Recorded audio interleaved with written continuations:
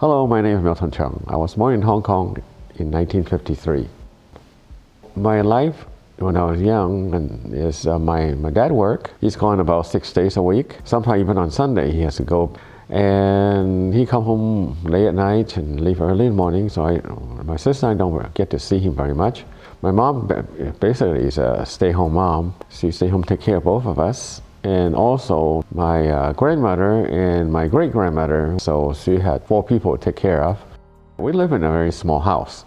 Actually not house, apartment, because 99% of the people live in Hong Kong live in apartment. In those days, 12 floors considered pretty high, but nowadays it's like 54, 60, 70. So our apartment is pretty small, it's about 400 square feet. That's including two bedroom and one living room, dining room combined, the kitchen, the bathroom. So it's a small apartment, and my mom and dad had a room, my grandmother and great-grandmother had another room. And our school is long, from morning all the way to about 3 or 4 o'clock. Repeat that every day for 6 days a week. We have school 6 days a week. When we were very small, we were even poor then because money was hard to earn for my dad. So, for him, he has 1 suit and two shirts.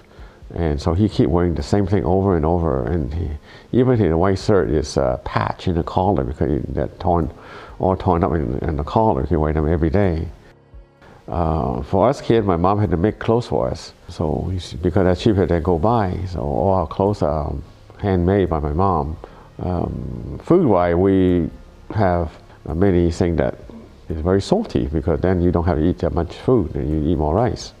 And meat is a big deal. I remember one time we will have a field trip and my mom saved up a lot of money to buy a chicken, and then she cut out one of the drumsticks for me to take on the field trip. And that was a big deal. All my friends come to look because they don't get to eat chicken drumstick. So that was a highlight of my day. 3 million people live in Hong Kong in those days. Of course, a lot more now, but there's only 2 universities. So to get into university, you either are very rich or you're very super smart. They probably only admit about total 200 people a year. So with so many students, to get in is difficult. My grade is not good.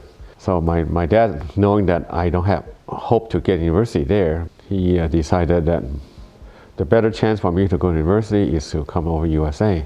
And he could have sent me to England or Australia or other places, but he chose America because he thinks America is the best country in the world. The term America, when it's translated to Chinese, is called beautiful country. That's how everybody thinks of America is a beautiful country. Everything is better, bigger, better, more advanced, and people are rich and friendly and kind, and land is beautiful. That's our impression, because all we could see in those days is from movies. If we could get to a movie, I heard people talk about it. In those days, public high school do not admit foreign students. So the only choice is private high school. But of course, private high school is very expensive. So he used up all his savings and everything he has. I think he even had to sell his wedding ring in order to come up with the money for the high school tuition, enrollment board, to send me to USA. And of course I didn't know that in those days because I was just a kid. I have no knowledge of how poor my parent was, how much sacrifice they had to go through to put me here. Years later, when I find out from my mom that for many months, my mom and my sister, all they eat is rice soup and peanut. And once in a long while, once a week, my mom get to buy my sister one little fish.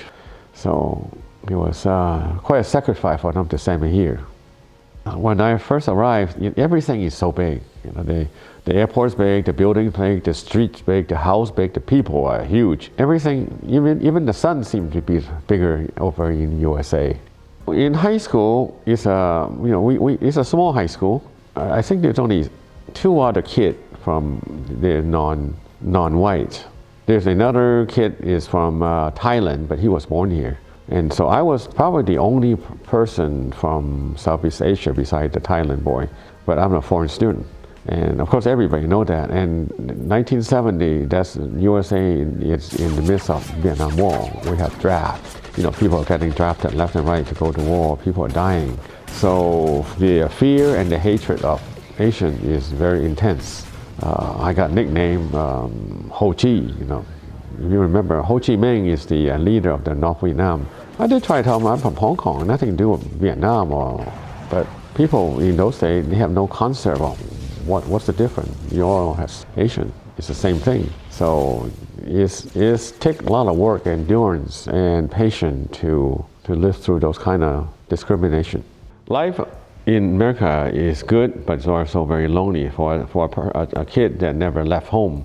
In those days, I never left home prior to that time to come to America. So you get very lonesome, you know, that, you know, sometimes it brings you to tears that you miss your parent that you see every day. Now, don't even know when you get to see them again. And then telephone call long distance is extremely expensive.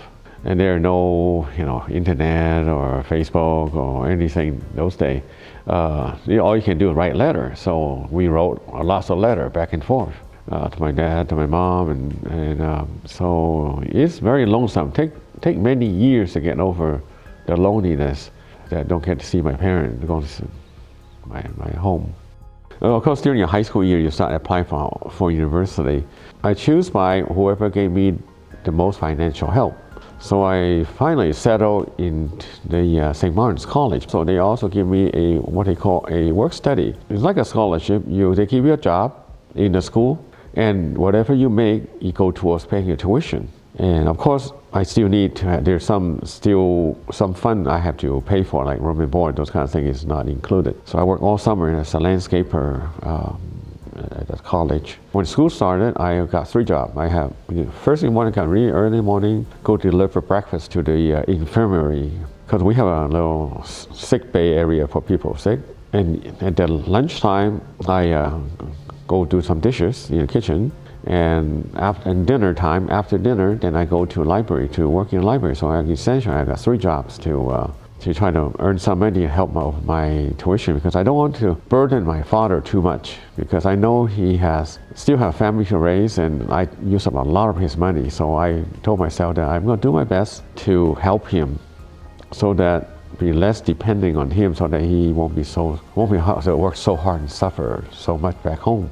No one gonna have everything go your way at all times. You're gonna run into storm, just like a boat. You're gonna run into storm sooner or later.